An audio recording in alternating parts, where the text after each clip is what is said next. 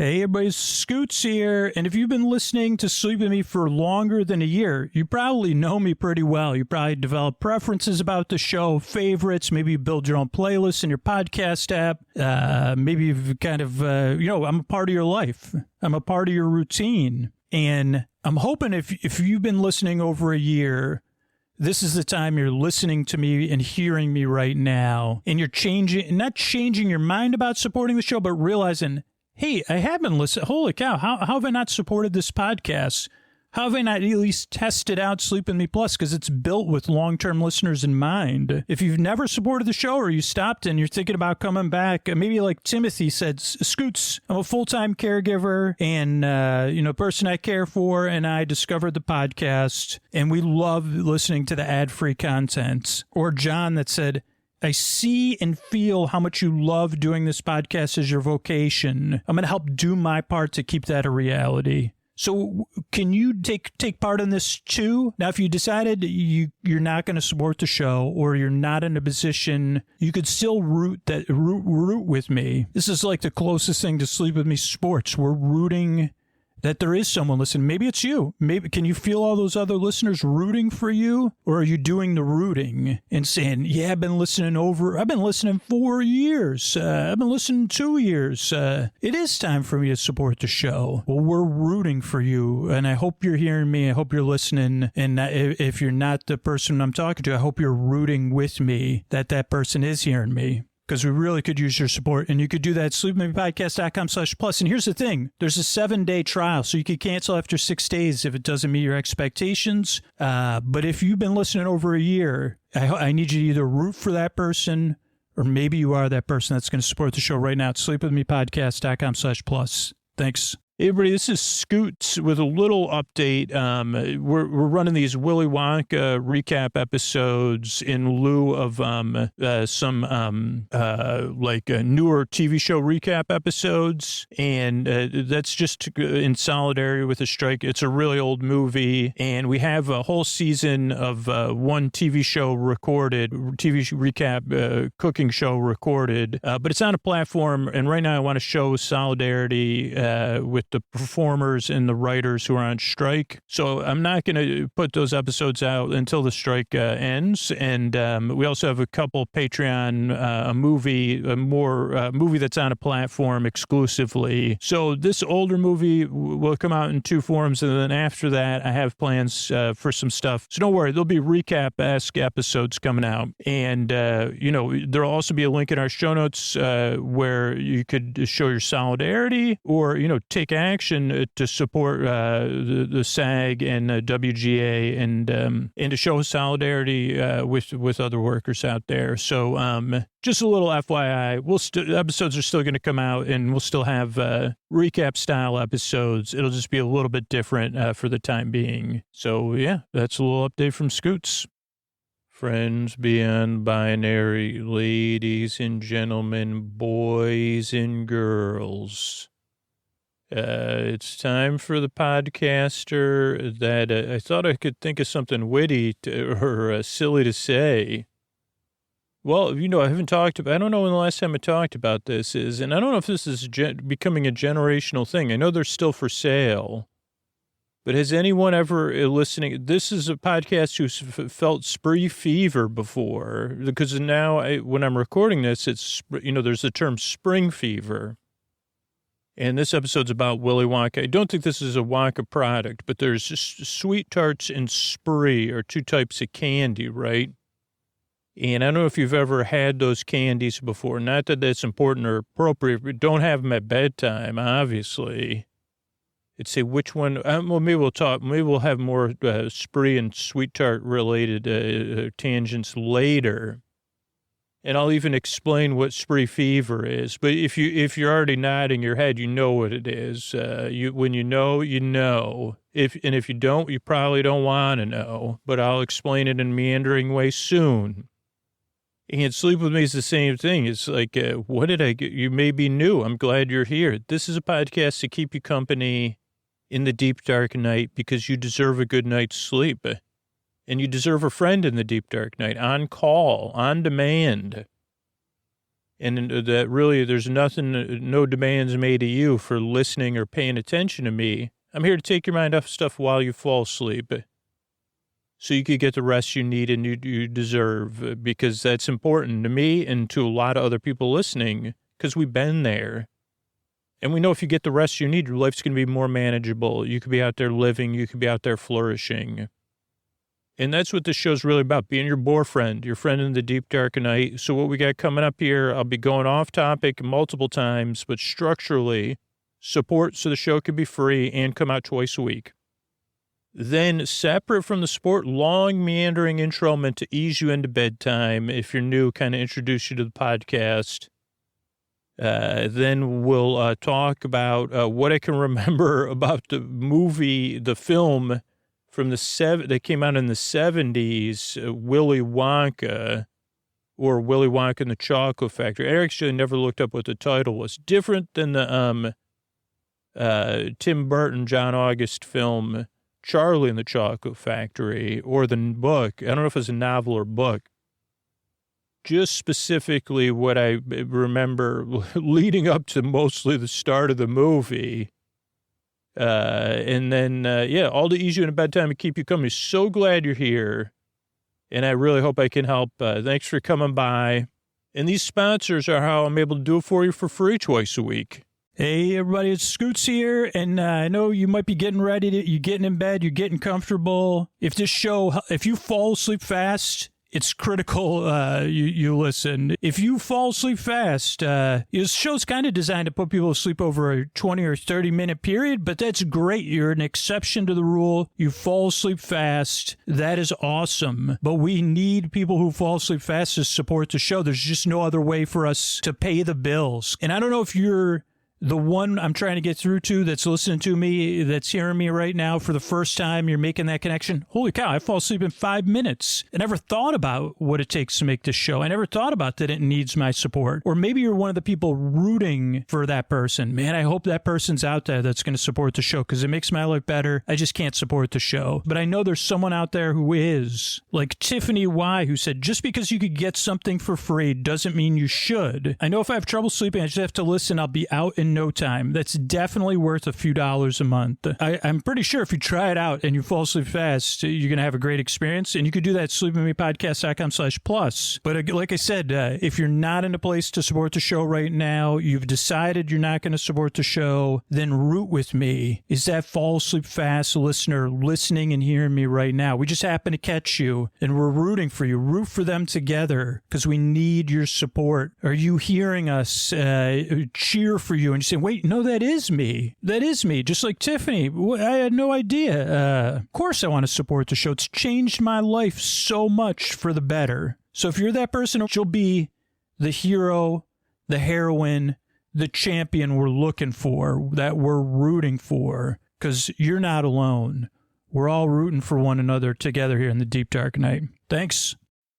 Everybody, this is Scooter here, and I don't know if this will be a two-part episode or what, because, or this will just be a bonus episode. I kind of did a quick search, and I said, we never did an episode about this, so I don't remember ever recording an episode about it, which, that's happened before, but it is interesting, this is about the film Willy Wonka and the Chocolate Factory. It's a Tale of the Tape episode where I kind of try to remember the plot of the movie that I watched probably 50 or 60 times as a kid. And I kind of talk about some of the whys of why I picked this movie or when I watched it. And do I suggest it? So that's what we're talking about. There also was a movie in the aughts, which was a Tim Burton, John August movie. And as a Script Notes listener, I love that. Love John, love Tim Burton. And I've seen that one, so I may rewatch that one too. And I don't know if we'll do a Wonka week or something.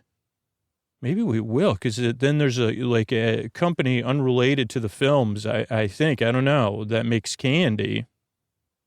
So I don't know. But yeah, so I've seen Charlie in the Chocolate Factory, though I don't know if I've seen it in my years of sobriety. So that's also interesting. Or if I've seen it, it's been like when it's been on like at a holiday or something, and it's on like regular, like on cable TV or something. So not in a linear manner. So I'd like to sit down and watch that because I think I believe Christopher Lee's in it, and you say, okay, that's like, I'm pretty sure I can picture Christopher Lee right now in the movie. And I don't know if he was doing a tribute to Steve Martin in a movie that was that's a musical that's now a musical again. I don't know. So I'll have to, maybe I'll rewatch both of those. Okay, so why Willy Wonka? And I think it was just called Willy Wonka. It may have been Willy Wonka in the Chocolate Factory. And why can't I remember, if you're like, Scooch, you already did an episode about this. I said, well, why can't, I mean, I have made like about 1,200 episodes, but let's see, we're around 1160 when I'm recording this, or over 1160. And I have, okay, so no, 1180 plus bonus shows. So yeah, over 1,200 episodes. So, but, you know, I just forget things, which is wonderful. But I don't know if I could ever, like, I'm also like, there's so many things to misremember about the movie. Why not go back and misremember them once again? But why this may be two parts is like, how long, when my head looks at the scenes that's just popping up, like almost on some sort of like thought bubbles out of order. There's a lot of scenes from the movie, but when did I watch it and why was it important? So I think this movie came out before I was born. Not sure about that. But this was another WPIX, which I also wrote down before I started recording, of like, I got to do a WPIX tribute episode. And those of you that WPIX, also known as 11 Alive, was what was known as a superstation. It had and for me, it was a superstation. It had like HBO and WPIX have had outsized influence on my life.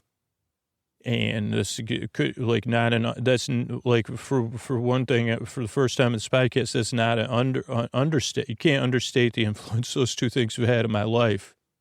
So what is a superstation? Okay, so this is going to be tough for some of you to understand, but, you know, I did grow up in a time not that far from the dinosaurs, and when cable TV was new, and cable TV, they already knew, like, so you have over-the-air TV, right? That was free. I mean, that's what most people had, an antenna or an indoor antenna.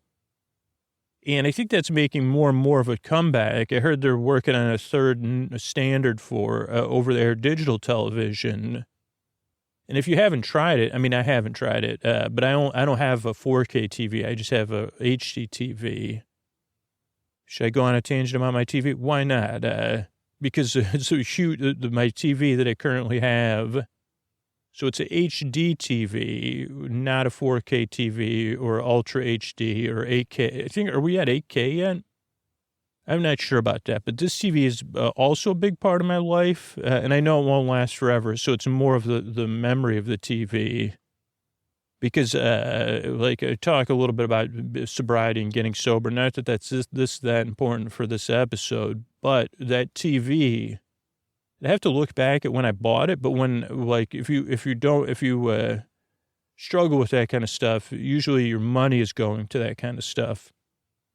And I was in a bit of debt, and so when I stopped and got sober, my first priority was paying down my debt, other than my student loans, but like unsecured debt I paid down. And I said, okay, when I pay down my debt and then save money, I'll buy a TV, because I had a CRT. I think I talked about this even before this. This is getting interesting, but I mean, you know, Mike TV's in Willy Wonka, so it's not that far afield.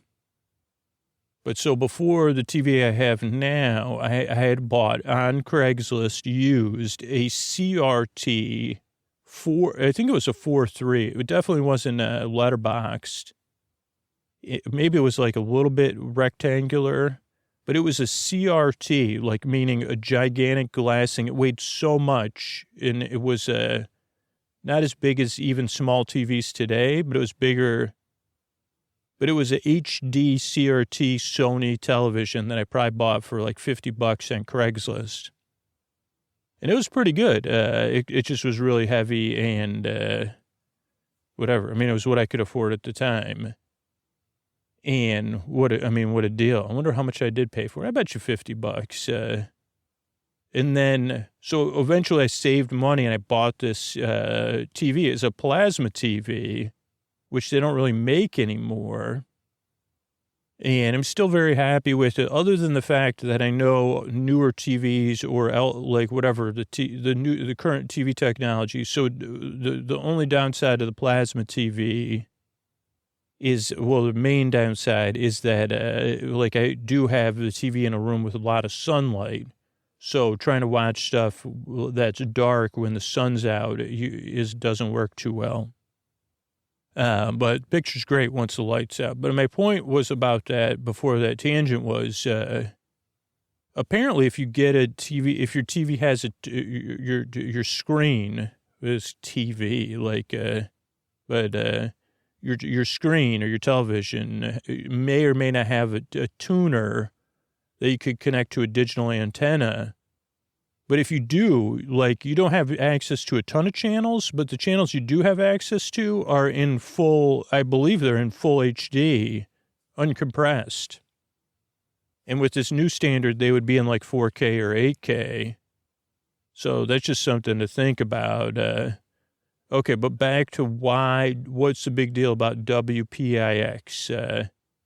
Or what is a WPIX? Oh, good question. Both good questions. Let's start with why is it a big deal? To make it, stay tangential. So back when we first got cable at my house, there wasn't a ton of cable TV channels because it was somewhat new. It wasn't brand new.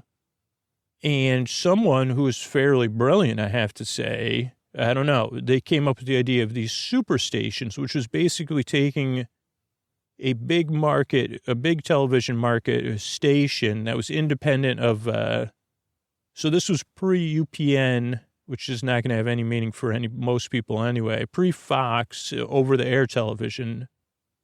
So there was only NBC, ABC, and CBS, maybe I'm wrong, but then there was independent channels, and some of the larger markets like New York City and Boston had these large markets. So they're independent station, and they're not affiliated with PBS either. So PBS was another big one. But so this was unaffiliated with any network, right? WPX, and in Boston, I can only think of the radio station call names. So I'm not sure. And there may have been one or two other ones. And so I don't know if they had 24 hours of programming, but they had a lot of programming. They had their own news, but they also had they were buying usually repeats of older stuff. And so it was definitely different than what you'd find on regular channels. And so usually it offered a little bit more variety. And particularly WPX, one of it, it was in New York, so you'd see commercials, New York City-based commercials and news. And for me, even though we only lived like 4.5 hours away from New York City, it was a world away. And eventually I would live there, which is cool, and I'd still watch WPIX.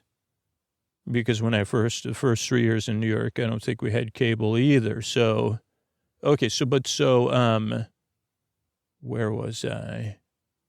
Oh, okay, so at some point, the cable companies, I don't know the history of this, but this is just my guess. They said, hey, WPIX, or hey, Boston, W something, I think it was 2 W's in there, WWOOR or something. That's too many letters. And they said, hey, like, can we license your channel and run it on our cable system to give more variety? And it made it a super station. And maybe it was even super over the air. Like maybe even they had boosters that allowed you to watch it over there. I don't know. I just know they called them super stations. And, they had a little bit more leeway because it was a little bit more of a niche audience. So they didn't have to, it was just, it's still mainstream content, but it was different. Like that's where I saw Godzilla movies. That's where I saw other stuff, but probably like, who knows? I don't even remember. Action Park commercials. Those are two things I'm thinking of right. And, the Milford, that's how I knew the Milford Plaza was a lullaby of old Broadway. That's definitely a test if you watch WPIX in the 80s or maybe even the 90s. But so they would have movies at night or on the weekends. And one of the movies I believe they showed, but I could be wrong, is Willy Wonka, because I don't know where else I would have seen it. Maybe HBO. But this movie, it would make sense it was on WPX because the movie was probably already like 10 or 20 years old. And again, my facts could be totally incorrect. But so all that holds that at some point, I'm assuming a lot of this, but at some point, Willy Wonka was on WPX. Now, we may have recorded it on a VHS tape as well. But I don't have any tactile memories of watching it on tape. Actually, I don't remember. But here's another problem, though, with this theory is that I don't really remember watching it with a lot of commercials. So whatever it is, it could have been HBO. I don't know. Sorry, WPIX. But, don't worry. I'll do a tribute episode. I did a tribute episode for HBO. And I've given you a lot of love over the years, WPIX. Sorry, Boston station. You had good stuff on there, but not as good. No offense. Just it wasn't, you weren't, I was a regular viewer of WPIX. Like I can't even picture the news people, though. Also I live there though, so that's different. So probably.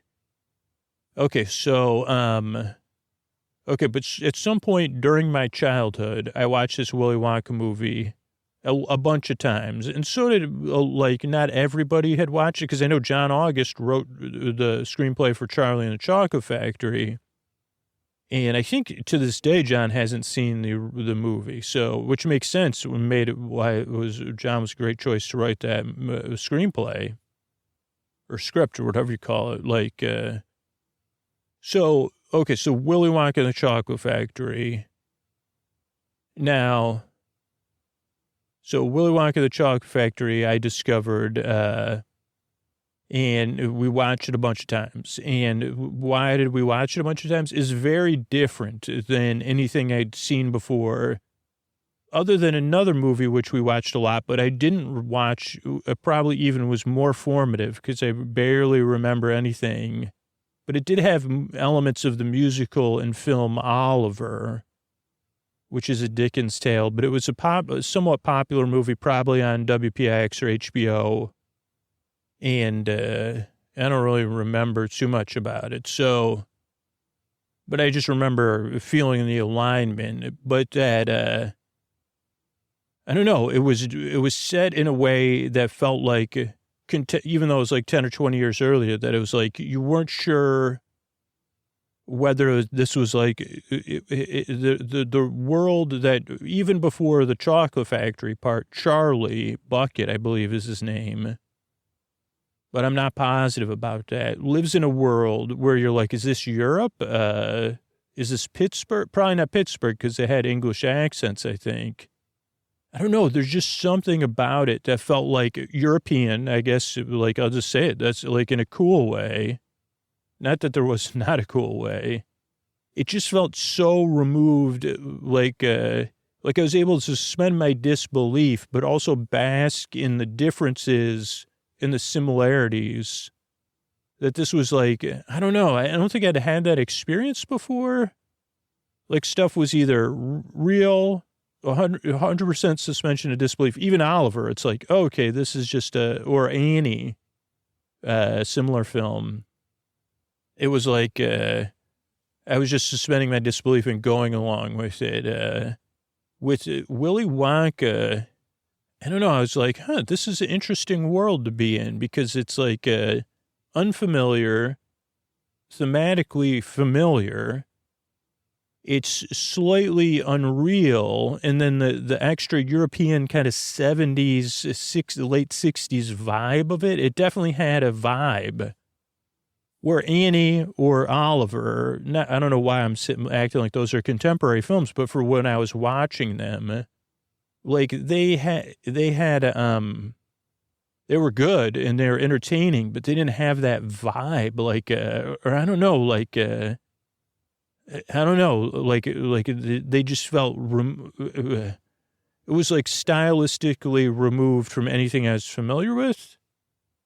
And you'd say, can you give me another example that's not going to make any sense that I can't even remember? And I say, yeah, the movie with the guy that I watched a bunch of on Amazon Prime that took place in the 60s and the 70s, where the guy's on an island, he has a number. I can't say the name. It's like the guy who's stuck on an island with a bunch of other people. It was like a 60s or 70s series. And that had the same kind of sensibility. I maybe saw one or two of those as a kid, but I rewatched it as an adult, seeing if it was fit for the podcast. But it was almost like too out there. It just too obscure, like, because people are going to ask, like, why can't you do that? That's an awesome show or so out there. I say, yeah, but it's just like too inaccessible to the majority of the audience. So I don't know, like, and there was musical numbers, which is nice, and there's great performances, and different than Annie or Oliver, which had antagonists. This movie, the majority of the antagonism exists with, like you bring it exists on a much, like, below the surface. There's like this, it's very dreamlike, the movie. Even though and I'm not just meaning stylistically, there's like something dreamlike about experiencing it, because most of the stuff going on is at least subtextual, or maybe not, maybe just because I was watching it as a kid. So, yeah, I'm trying to think of what else, and I'm not even sure. So starts out with like having no idea how the movie starts. So the setting of the film, like, is that I would put it in. I mean, it feels like it takes place in some the setting is like an old English village or something. It reminds me of Old Town Prague, though. And again, I'm not, this is just what I remember from watching it as a kid, and I can't even think of the last time I watched this movie. So, yeah, get back to me about that, because I'll go through the Wikipedia article in the second episode and kind of look at some other stuff, or I don't know, we'll see. But so, like, you're talking cobblestone streets, old buildings, you could tell that there's hard times for most people, but there's not ever a contrast. Like, you could clearly see that Charlie, who lives with his mother and both sets of grandparents, they're struggling.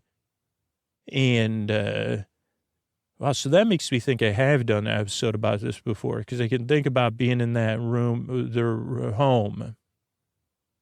And I guess another thing is that Charlie was so different than me as a kid. Like, so the star of the movie is Charlie, maybe Charlie Bucket, but I think Charlie Bucket, and Grandpa Joe. And Charlie is like, I wouldn't see, he does have some I don't know if he's an optimist, but man, is he does have a little bit of naivete. But he's really a joyful kid who makes the most of things, at least, which I couldn't, I could see in him. He was a really good kid, and a really nice kid, and he didn't have really a lot of self-pity, or wasn't, in his head a lot. Like, so I said, wow, this is like, so for me, it was a heroic figure. Just Charlie being himself was so different than my experience. Probably we were the same age, or maybe he was a little bit older than me. I don't know. And I don't know how old Charlie was. I would guess like that these kids like were like freshmen in high school or somewhere between 6th and 9th grade. I have no idea. Probably you're right, a little earlier. So maybe 6th or 7th graders. Like tweens, you'd call them. Maybe. Okay, so the movie opens, I don't remember where it opens. Like, you get to see a version of the town. Well, I think it's like, okay, the ordinary world, right? So what do we see in the ordinary world? There's at least a couple sequences, and I'm not sure the order, but I'm going to put them in the order I think they went in, which is like the Candy Man, the chocolate factory, and then Charlie's home. So I guess those are the ones. So I would say it probably opens with the Candyman because it's a big musical number, and basically, I guess I think it sets you up for like, okay, this is a type of suspension of disbelief we're asking of you, that people will be breaking into song, but then we'll also return to the regular world after that. And I can still picture the Candyman number. So there's basically the greatest candy shop you could ever imagine. There was something that just was personally ominous about the Candyman. He seemed very nice. Like, I don't think he was meant to be an ominous character, but just like it triggered some memory for me as a kid or something. I don't know. But there was basically this candy store everyone would go to. Now, Charlie was a newspaper, like a newsie. I think. Charlie Shine Shoes. I'm pretty sure Charlie was a newspaper, like a newsie. But now I'm not sure. But Charlie would save his money, or some of his money, to spend on candy, on a Wonka bar. Or no, he didn't like Wonka bars. I think he liked something else. But Charlie goes to this candy store with all these other kids. And then they sing the song, The Candyman Can. But, like, in the store, it's got, like, a soda fountain and tons of candy. It's just a very, like, a kid dream-like sequence. And which is, I think, interesting, having these three different settings maybe at the beginning of the movie as, like, this is the ordinary world. Like, one, the Candyman, in this sense, is some godlike character. And candy's also treated with the utmost respect. I mean, which in a kid's world, that's pretty normal. And has this fantasy element to it, and then is even worthy of a song. Then at some point, Charlie is on his bike outside the candy factory, which is a very, very stark contrast to the Candyman song. So the Candyman in the candy store is a place devoid of anything you would like. It's just a joyous place to go. I mean, as long as you have a little bit of money to spend on candy, because they're not giving it away. So then Charlie goes and is outside the candy factory, and it's all locked up. It's behind these gates. It's like towering, very industrial, shrouded in darkness. And there's somebody else there, maybe even Charlie's boss. I don't know, but and they say, hey, like they talk about the mythology of the factory. It got shut down. Charlie's looking at it. Got shut down. They say there's like mystery workers from another like that he brought in that live at the factory. Nobody works there anymore. Wonka's like some mysterious figure. And it's a place you never want to go. Do they even make candy anymore? But they do. But it's like a place of mystery and intrigue with a little bit like a side of like underworld in there.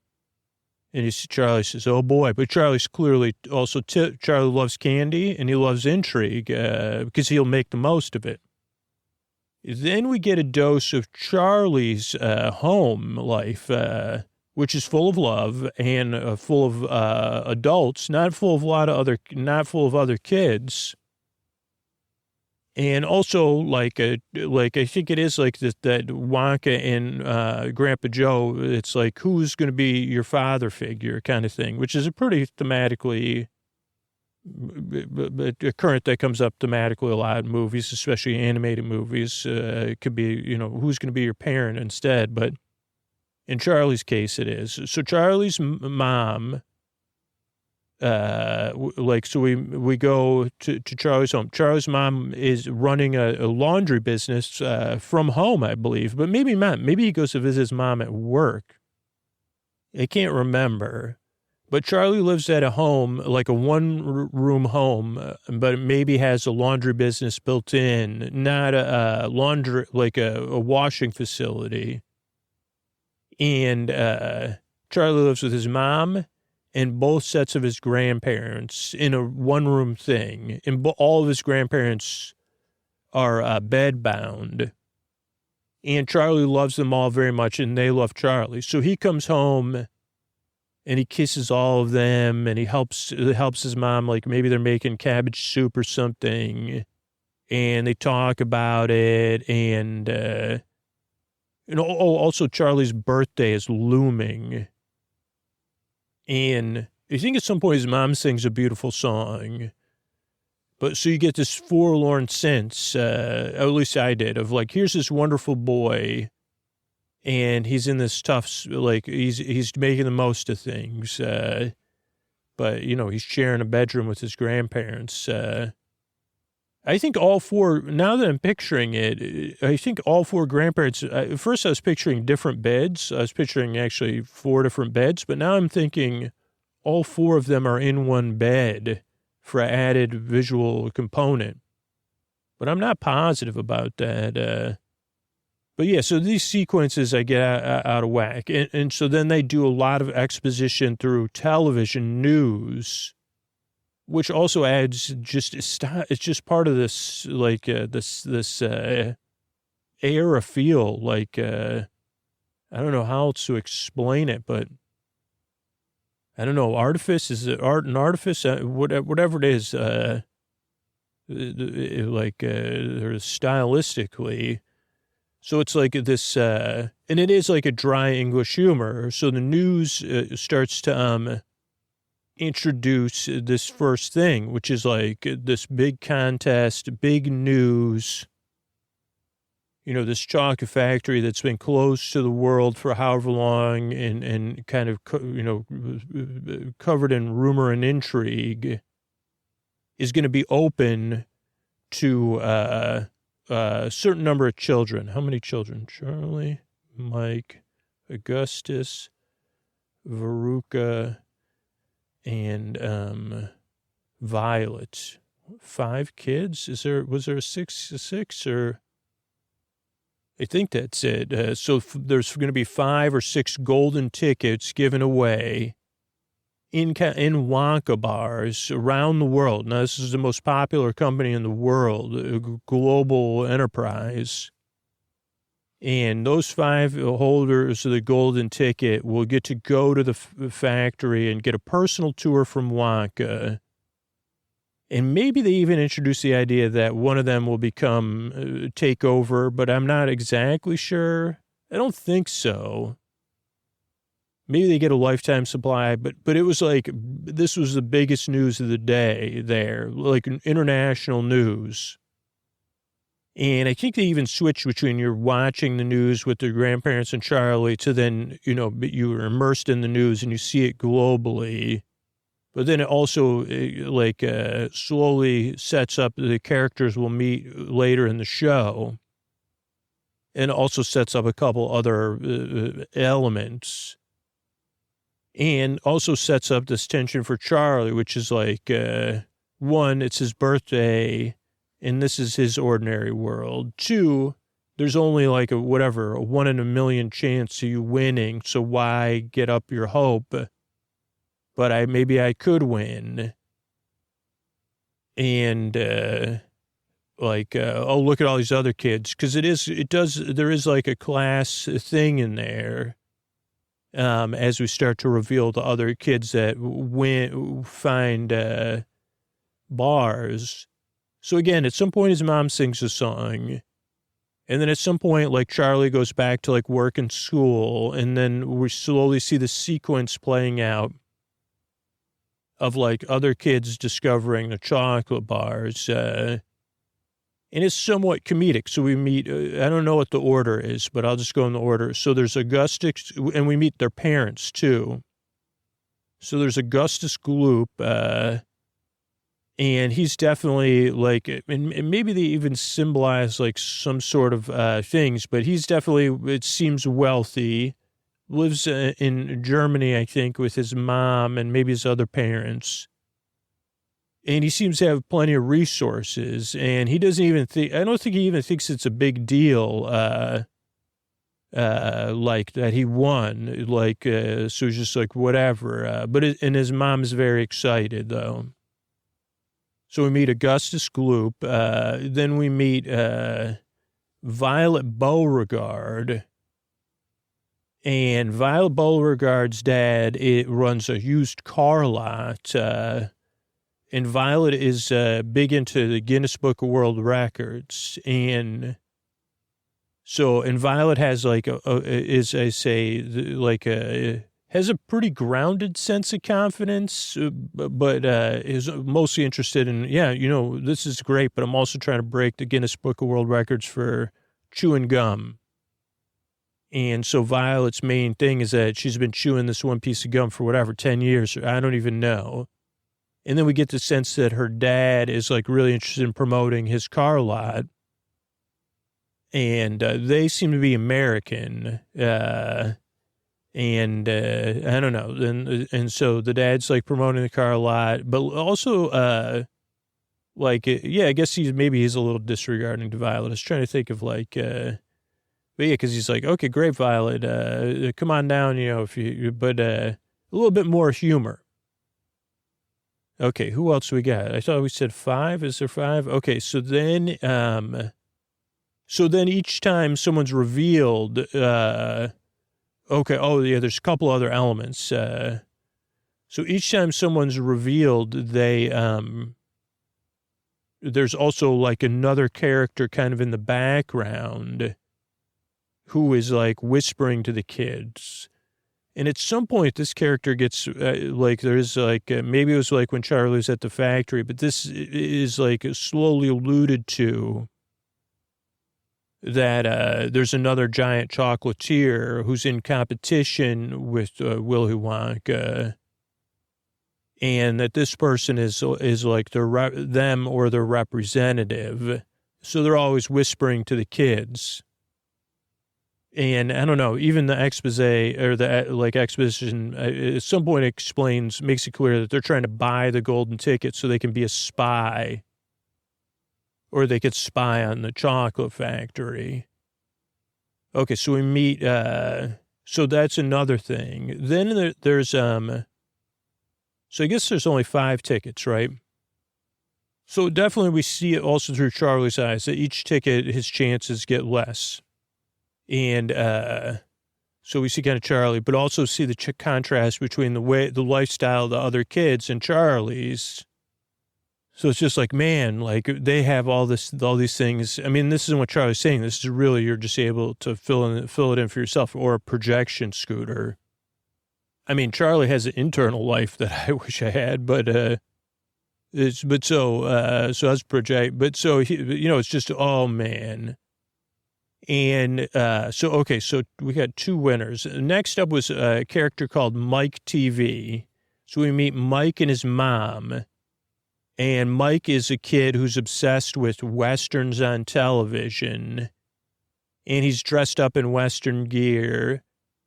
And I think that's it. Like, he's like I don't know if this is some sort of like morality play or something, like, but he's only interested in that and kind of living that like lifestyle, which I guess I got caught up in music and like stuff like that. Maybe not like when I was older than that and thinking that, but yeah, he's into Westerns on TV, watching TV. He calls himself Mike TV. And his mom's just trying to do her best, it seems like. She's like, yeah, it's great. And again, we see this other character. I can't remember the character's name. Always like talking to the parents and the kid in the background of these news broadcasts. And then okay, we got 3 down. And I'm not sure this is the order, but each time, Charlie was so, but at some point, Charlie, struggling because he has to also bring home most of his money to support his family. And he's only able to keep a little bit for himself. So at some point, he scrapes together enough extra money to buy a chocolate bar, and there's no, golden ticket in there. And, he's down. So this is maybe leading towards his birthday as well. So then there's 2 more tickets left out there. Now, I think the next ticket is Veruca Salt, who was actually a band in the 90s. And her dad is like some sort of like entrepreneur. He has all the resources. So he's focusing his resources on getting Violet a ticket, including just buying cases and cases of chocolate. I didn't even realize we kind of did something like this with a little bit different. But anyway, it's kind of like Dudes, Where's My Pepsi in some sense. But this is more focused on just getting his daughter what she wants. And we get the idea that Veruca is gets what she wants, is a little portrayed at least as a spoiled. And so the dad is trying to get, he's like, oh, the first person that finds a golden ticket gets a huge bonus or whatever. And then we see someone find the golden ticket and they rush it and they're so happy, an employee, and they bring it up to him and his daughter. And so Violet gets a golden ticket. And then I don't really remember the other person that wins, but there's another winner. And so this happens, I think, at night at Charlie's house. And, or maybe it happens during the day and then it happens at night. I can't believe all this happens before we get in there, which is cool for this episode because to say, hey, we'll just do 2 episodes about this. But so there's another winner. I don't really remember much about it other than someone wins, but there's not a lot of details or something. Maybe. And then it turns out that it's that it's a fake ticket or something. It's counterfeit. The old, you can't fake a Wonka, man. I mean, which would really, really be hard because there was only those other tickets out there. So at first, Charlie's like, oh, okay, well, this is my life, man. I just got to make the most of it. And this is my birthday. And I don't know. So Charlie's closest to his grandpa, Joe. And so then then when the news comes out that, that the ticket was a fake, they're like, oh, there's still hope, right? And maybe he even bought Charlie a chocolate bar, or maybe he gives him money. I can't remember. There's still one more disappointment for Charlie. But I'm pretty sure that his grandpa's like, hey, listen, I have some money saved and for your birthday, enough to buy a chocolate bar. And why don't you go buy one of those chocolate bars tomorrow? I'm pretty sure this is what happens. Or Charlie saves the money. No, Charlie finds the money. Is this really what happens? So, yeah, maybe the grandpa has bought Charlie a chocolate bar. And Charlie's like, there's no, let's not bother.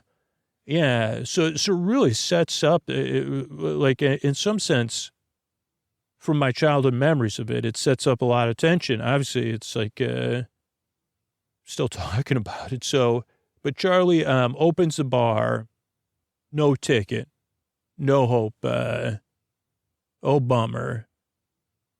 And maybe then they reveal that the last ticket was found, and then the next day, say, what was this, 2 weeks before of film? And it said this is probably 15 minutes of the movie. I don't know. But so the next day, Charlie finds out the news that that the ticket was a fake, and everybody's like up in arms buying tickets. There's probably a line at the chocolate place, and Charlie just happens to see a coin in the gutter, and it takes some work to get the coin, or at least this is what I remember. Like Charlie sees something shining. I think the first few times I said, "Is that a golden ticket in the gutter?" But no, it's a coin. And then Charlie takes the coin, and again, because it was found money, he doesn't feel a responsibility to take his earnings to his family. So it's found money. So Charlie goes to the candy place and says, why not? And then it's even, the suspense is even there, because Charlie like opens one side of the candy bar slowly, or then fast, and says, no ticket. But then he opens the other half of the chocolate bar, and the bar is there. And then the whole town erupts. Like the Candyman is kind of Charlie's protector here, because or maybe somebody else is like, "That's a golden ticket," and they kind of pull it out of the hands or whatever. Everybody's celebrating, but the Candyman says, "Thank goodness, Charlie." And then he says, "This is too wild, Charlie. Go home and tell your family." So Charlie runs home. On the way home, he meets this dude, whatever his name was, who says, "Hey, I want to buy your ticket or whatever. Your family, I can make your family rich. Even if you just bring me something from the factory, or something, whatever." There's some sort of deal, bargain being made. And says, wow, okay. And then Charlie goes home, and again, we seem like, can't go without an adult. Charlie's mom's in the middle of a big job, so she can't take him. It's like the next day or something. And Charlie's grandparents are all bedbound. And Charlie says, man, so I won, and it can't go without an adult. And then we have a sequence, and there may be a song where Grandpa Joe says, like, I'll do it. Like, and he but none of them have been out of bed, which is kind of like an ongoing gimmick or gag or whatever, I don't know how many years. But Grandpa Joe gets out of bed and like moves around and gets his body moving. And it's like, okay, I'm able to like maintain some motion here. And it's actually a good like physical comedy sequence. And eventually like he makes motions, and they say, okay, we're going to go. Or maybe it's that day, because he says like, Charlie, get my hat and my coat or whatever. And I said, dude, you got to take a bath first, bro. Like, no way. You can't go to definitely can't go into a candy factory. But they don't show that sequence, but it probably happened. And then the next day, like, again, we have like the fanfare part. So this is like the biggest deal. The gates are going to open. I think they're all like outside the gate. So again, we see all the characters, and you just get a subtle sense of classism or whatever. And also that, like, the kids feel like it's competition and no one's friendly. But it seems like Charlie's trying to be friendly, maybe. But this is just I don't really remember. And they say, holy cow, like, Willy Wonka is going to come out of this factory and let everybody in. And this is the biggest day we've had. Again, this is like international news. And there's a red carpet that either gets rolled out, like in some fantastic way, or is already out there. And then we see Gene Wilder come out as Willy Wonka. And Gene Wilder kind of comes out, and he does like this role, like in more physical comedy. I think he's got a cane, and like he doesn't see, so there's like this big buildup, like kind of like, I don't know, like you think like Charlie Chaplin-esque. I don't know what they were going for, but for a kid, it was funny. But it was also like, who is this guy? And then Gene Wilder just has this tension in him. I mean, he's able to, I don't know if it's pathos. I don't know what it is, if it's called pathos, but he's able to have, like, be these characters that are, you're like, yeah, I prefer to hang out with you during the daytime. Like you say, you seem totally cool, but at the same time, I wouldn't want to be around you when you've had a bad day. Like, I totally like you, and you're super charismatic, but at the same, yeah, not after 5 p. I don't need to see you after 5 p.m. Or if you're in a bad mood, don't, let's just not get together. Like, all in his face. You say, oh boy. Like you said, that guy could run a chocolate factory that's been that's shrouded in mystery. And so he goes in, he makes a big deal about it, and says, hey, and then he lays out the rules, which I don't remember, which is basically like, just do what I say. You're about to enter this, really cool place, but don't mess around. And, they even go into this first anteroom. Maybe he rolls it first, but whatever. There's big cheering or whatever. The kids and the people all go in. They do the introductions. I think you get the sense that he doesn't like kids too, or those particular kids. Because maybe he doesn't like gum. I don't know. But you get it, and he's jumpy. And then they go into the first anteroom, which this is where we'll stop. And he has this gigantic contract. And he says, I don't know if this is when you can lick the wallpaper too, or if that's later. But there's like instead of scratch and sniff wallpaper, there's lickable wallpaper. But he says, here's this gigantic contract that you can't even read, subsection B, blah, blah, blah, A. It's all for my protection. It's a bit of parody, but it's also like, whoa. And some people are like, dude, you want us to sign this thing? I can't even read all of it. I'm trying to think who's dad. Maybe it's Veruca's dad at first. He's like, what do you, he goes, I'll have to have somebody look at this. And he goes, no, either you could, yeah. He goes, I don't know about this. Cause it's like, yeah, free of whatever. It's all up to you, don't, And he says, well, I'd be more, and he goes, okay, you could not come in then. You could either sign it or not sign it and not miss your tour. And you're like, wow, this guy, but he still has a charisma, and there's so much, and the kids are like, no, we're going in here. So there's like a little bit of disagreement, but Wonka quashes it. And Charlie's like, what do you think, Grandpa Joe? He's like, he goes, what do we got to lose, kid? Let's do it. And then they get ready to enter the factory. So they're just in like the reception area. So yeah, I guess we'll do another episode coming up soon of Wonka. Let's look up. Let me just look up really quick. Okay, yeah, it did come out. Okay, so I was right, like late 60s, early 70s. So yeah, it came out before I was born. It came out in 71. And, wow, there's another version coming out this year. Interesting. Maybe. Oh, wait, this is the character. No, I went to 71 movie. Okay, yeah, musical fantasy film. Mel Stewart was the director, who I'm not familiar with. Based on the novel, was only 7 years old at that point. Charlie Bucket, played by Peter Ostrom. So I don't want to get too deep into it because it's the end of the episode, but let me just see Mel Stewart. Worked with David L. Wolper. Career. Did some documentaries.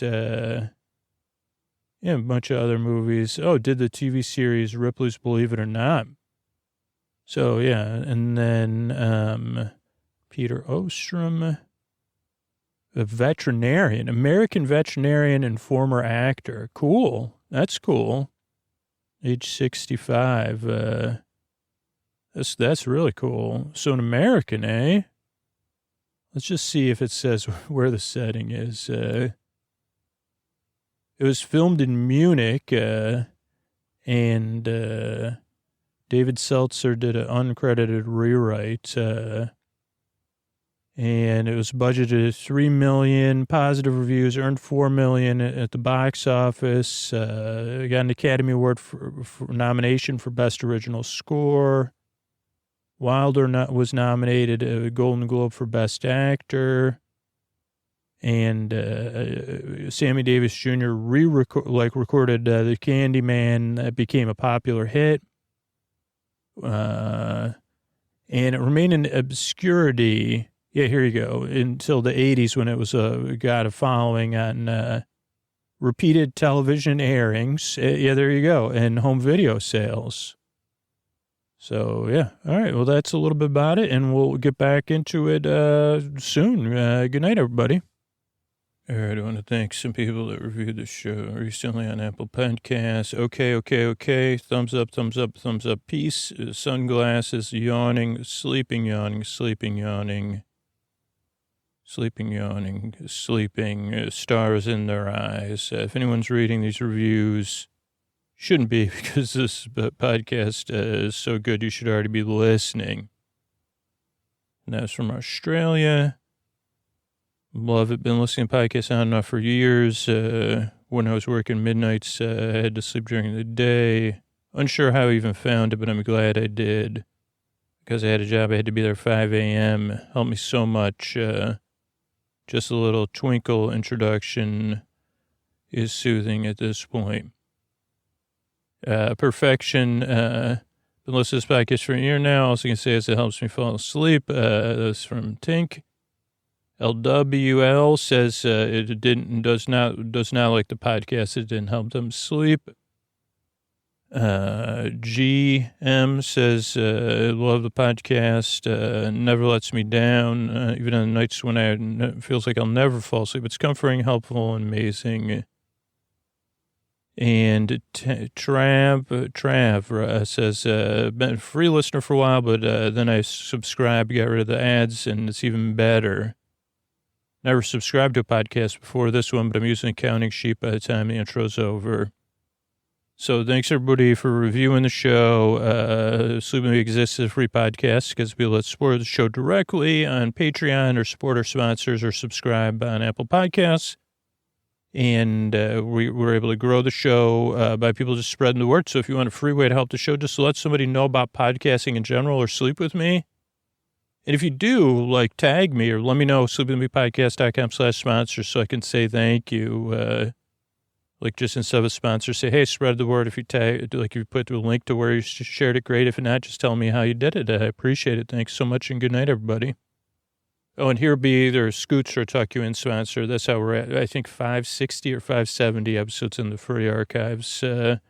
Thanks and good night.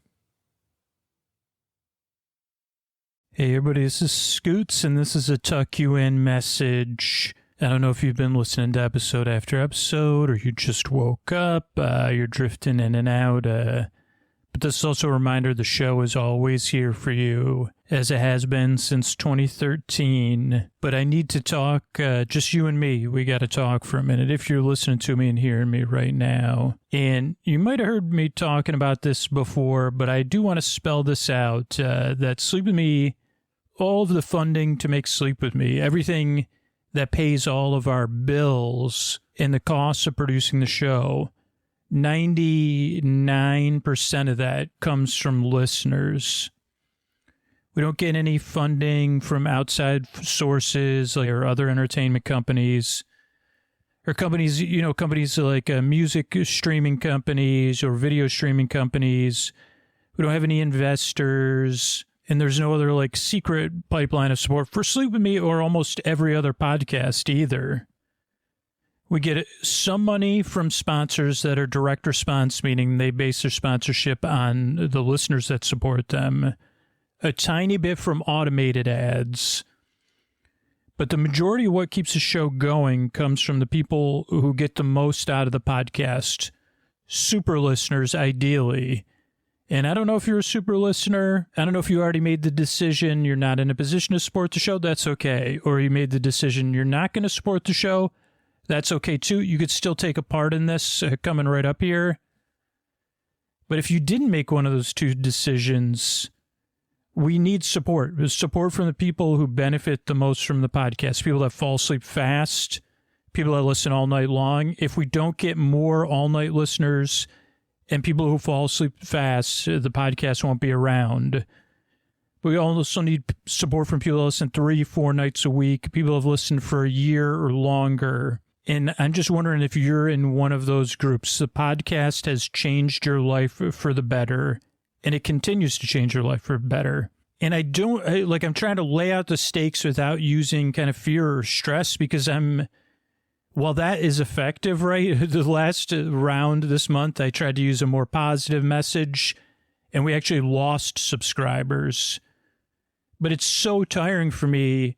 It's almost like I'd rather lose the podcast than kind of keep having to do this sales pitch and say, well, if the podcast is going to go away, if that's the only way to get people to support the show, I don't know, it's really, really not fun for me. So instead of, the stakes are there. If you haven't decided and the podcast has changed your life for the better, the stakes are, we need some of you, maybe it's you, to support the show, or it won't be around. But instead of focusing on that, I want to talk about rooting, about sending positive energy, rooting in the deep dark night. I've been talking about this in the intro for years. And that's what I believe in. I believe in rooting for other people to get a good night's sleep. And maybe you're here, maybe you stuck around because someone out there, somebody who was struggling in the deep dark night just like you, was rooting for you. And you could feel that welcome when you got here. Or maybe you're one of those people who roots for other people who are struggling in the deep dark night. And here's what a couple people who did sign up in the last round of messaging said. Tiffany Y said, just because you can get something for free doesn't mean you should. I know if I have trouble for sleeping, I just have to listen. I'll be out in no time. That is definitely worth a few dollars a month. And Michelle F. said, this show is like cognitive behavioral therapy for insomnia and a sleep aid all in one. I also consider it an art form, and I believe in compensating artists for their work. Timothy T. said, I'm a full-time caregiver, and the person I care for discovered your podcast, and we really like the ad-free content. It makes it easier to listen to. And then John R., who said, I'm a super listener, said, I had no idea how urgent it was. I'd been meaning to support the show, but I just never took the time. I realize now I've been unintentionally voting now. So I subscribed, and with feeling. So what I'm asking is, are you the one person everybody else is rooting for? Like, just to overcome whatever it is, putting it off or saying it doesn't matter, it matters, or somebody else is going to do it? Or are you the person we're rooting for to support the show? Now, it's okay if you're not. Maybe you're rooting for yourself to get a good night's sleep as soon as this episode, maybe you're an all-night listener. Maybe you woke up and you're looking forward to falling asleep soon. If you are a super listener, we did build Sleep With Me Plus with you in mind. Ad-free episodes, ad-free story-only episodes, tons of different cool stuff. So I don't know if you're rooting for yourself, think about supporting the show on Sleep With Me Plus just so you get a better listening experience. But maybe you're rooting for somebody else out there. Maybe it's somebody this month, which we're rooting for, is people going back to school or who are impacted by the back-to-school season. It could be teachers, it could be parents, it could be students, it could be anybody dealing with increased traffic. Whatever it is, this beginning of this transitional season affects a lot of people, and we're rooting for all those people, whether they listen to the show or not, or whether they're a super listener or a cat. They say, well, I just needed to get through the first couple of weeks of school. We're rooting for all of them to get a good night's sleep. So you could root for those people. You could root for someone whose sleep struggles are just like yours, or you could receive the rooting, because I hope you can feel it right now. I'm rooting for you, but a bunch of other people are rooting for you right now across the world. But if you're the one we're rooting for that's like, yeah, I've been putting it off. Yes, Sleep With Me continues to change my life for the better. We're rooting for you to support the show. So they'll be around, not just for you, for every other person we're rooting for. You could do that at sleepwithmepodcast.com/plus, because we need support, right? And you might be thinking someone else will do it. But what if, as has been said in the last couple months, time after time, what if that someone else is you? Right? You're the someone else. Well, if you're that person, we're cheering you on here. Don't let that resistance, and I know what the resistance feels like. I put it off. I say it doesn't matter. I say I'll do it tomorrow. Then I criticize myself. But just do it and see how it feels. And again, you could always cancel during the free trial or cancel after a month or two. But I'm so proud of the show. And this is how I want to try to get support for the show. If it doesn't work, I don't know what I'll do. But I'm going to keep trying this more positive but honest message where everybody can participate. And everybody can participate in giving and receiving. But it is like kind of like a needle in a haystack that we're looking for now, but we got to find it. So I don't know if you're the needle in the haystack or you're somebody snoozing in the haystack, or maybe you're a horse having a hay snack. I don't know. But thanks so much for listening, and good night.